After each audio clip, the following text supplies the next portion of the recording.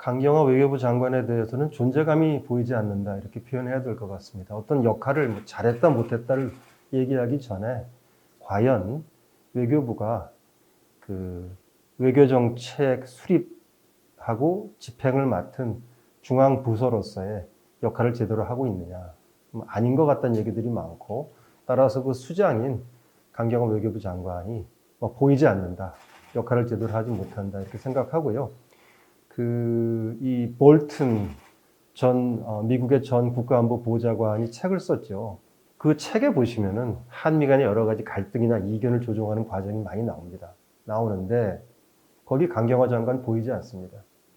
제가 알기로 꽤 두꺼운 책인데 강경화 장관이 아마 3번 나온다고 하네요. 대체로 어떤 한미 간의 회담에서 여기에 참석했다라고 하는 그런 이제 기술로 한 3번쯤 나오고 역할에 대해서 나와 있는 부분이 없다는 것이죠.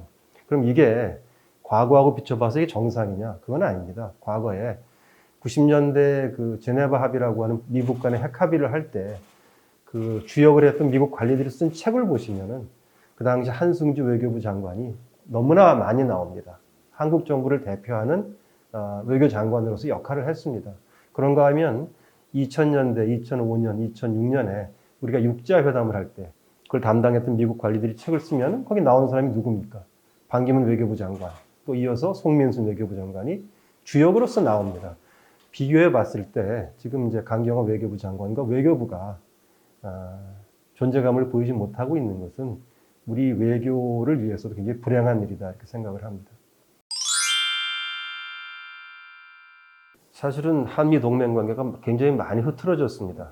많이 흐트러졌는데 흐트러진 모습이 잘 안 나오고 그대로 좀 가려지고 있습니다. 어느 정도. 그 이유는 트럼프 대통령이 김정은과 마주 앉아서 정상회담을 하겠다고 하는 그 점에 있어서 이 문재인 정부와 트럼프 행정부가 입장을 같이 하고 있기 때문에 사실은 서로 간의 신뢰관계라든지 어떤 전략적인 소통이 많이 지금 무너졌는데 그것이 우리 눈에 보이지 않을 뿐이죠. 이제 과거에 한미동맹 관계에 있어서 출발점은 말하자면 국익의 일치였어요.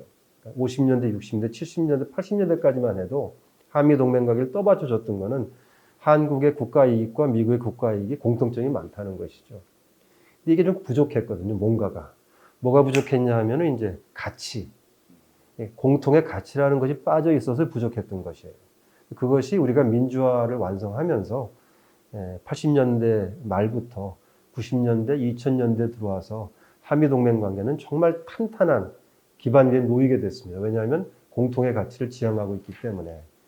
역설적으로 문재인 정부가 들어오면서 이런 공통의 가치 기반이 크게 훼손되고 있습니다. 예를 들면 대북 전단 살포를 금지한다. 이런 이제 식의 발상은 민주국가가 중요하게 생각하는 표현의 자유를 근본적으로 법으로서 금지하는, 억제하는 그런 발상이기 때문에 미국 같은 민주주의 국가하고는 잘 맞지 않습니다. 이런 것들이 생기죠. 그 다음에 이제 가치가 외교의 전부는 아니지만 우리가 대미 관계, 대중국 관계를 볼 때에도 미국이라는 나라하고 우리나라가 공통의 가치를 지향하고 있는지, 또 우리나라하고 중국이 공통의 가치를 지향하고 있는지 이런 것들이 중요합니다. 근데 우리나라 문재인 정부는 예컨대 홍콩 사태에 대해서 아무런 입장을 내놓지 않았어요.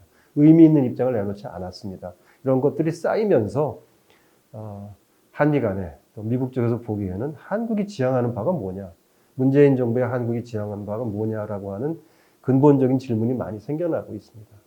방위비 분담 협상 문제라든지 전자권 전환 문제라든지 이슈도 굉장히 중요합니다만은 그 이슈에 앞서서 근본적으로 정상 간의 신뢰, 두 나라 사이의 동맹의 가치 회복 이런 것들이 있으면 이런 어려운 이슈들도 좀 더 쉽게 해결할 수 있는데 이제 그런 기초가 많이 허물어졌다 이렇게 보셔야 될 겁니다. 김정은이 그 리더십의 위기를 맞고 있는 것이 아니냐, 내지는 리더십의 본격적인 시험대에 들었다고 생각을 합니다. 김정은 나이가 젊은 사람이죠. 근데 이제 2009년도부터 사실상 북한을 이끌어 왔는데 이 권력을 공고화한다는 점에서는 사실은 많은 사람들이 예상을 뛰어넘게 자기의 그 권력 장악력을 굉장히 빠른 시간 내에 공고화시켰습니다. 그런데 김정은의 실수는 2016년과 2017년에 세 차례 핵실험입니다. 그것 때문에 유엔의 대북 제재가 정말 이제는 실효성을 거둘 수 있는 아주 강력한 제재로 탈바꿈을 했죠.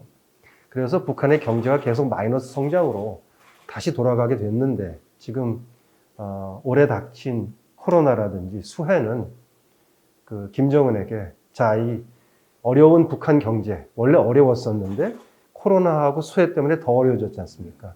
이런 북한의 경제 위기를, 북한의 체제 위기를 잘 헤쳐나갈 수 있는지 물어보는 그런 시점이 된 것 같습니다.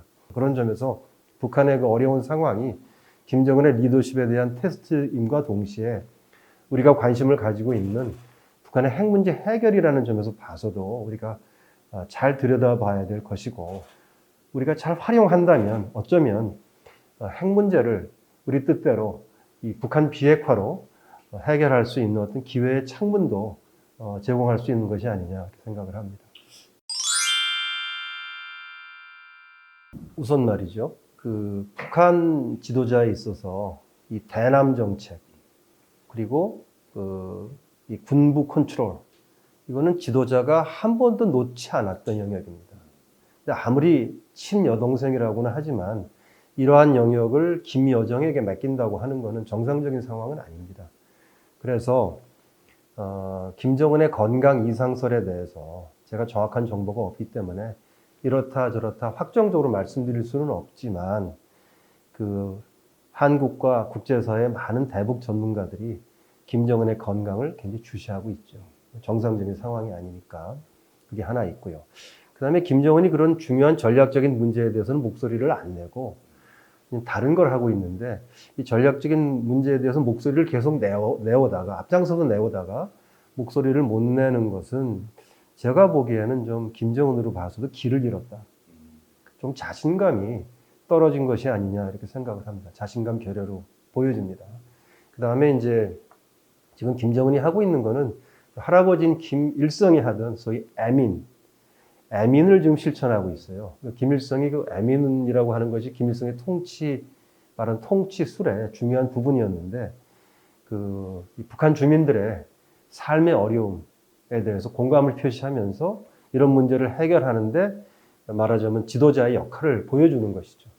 그런 점에서 이제 리더십을 발휘하는, 좀 강조하는 주안점이 좀 바뀌어진 느낌이 드는데, 그건 김정은이 자기 필요에 따라서 하는 것이겠지만, 저로 봐서는 그 핵무력 완성을 선언하면서 보여줬던 어떤 김정은의 그 자신감, 이런 것들이 떨어졌기 때문에 일단 숨고르기를 하고 있는 것이 아니겠느냐. 그래서 이런 것들은 김여정한테 좀 맡겨놓고 자기는 북한 주민한테 어필할 수 있는 일을 하면서 좀 여유를 찾고 있다 이렇게도 보여집니다. 별로 중요한 문제가 아니라고 생각합니다. 왜 그러냐 하면 받아야 될 북한이 관심이 없을 겁니다. 그 현물을 받아야 하는 북한은 그러니까 이인영 장관은 인사청문회에 나와서도 이렇게 얘기를 했습니다. 지금 꽉 다 막혀 있죠. 북한하고 경제 협력을 해서 신한반도 경제 지도를 만들겠다는 것이 문재인 대통령의 국정 과제이고 또 그런가 하면은 일본하고서의 경제적인 마찰이 생겼을 때 평화 경제라는 얘기를 하면서 뭔가 북한을 통해서 북한과의 경제 협력을 통해서 이걸 돌파하겠다고 해서 사실 좀 실소를 자아냈습니다만은 이런 이제 생각을 하고 있는 것인데 북한은 그런 데 관심이 없습니다. 작은 협력에는 관심이 없고 북한이 현재 스탠스를 바꿀 정도의 엄청난 규모의 큰 규모의 대북 경제 협력을 하겠다는 것 말고는 제가 보기엔 관심이 없을 겁니다. 또 시기적으로 볼 때도 북한은 지금 11월 3일 미국 대통령 선거를 조망하면서 그때까지는 현재의 자세를 유지하고 자기네들 전략적인 옵션을 따져보고 있는 이런 때이기 때문에 이 한국과의 어떤 협력이나 대화에 큰 관심이 없습니다.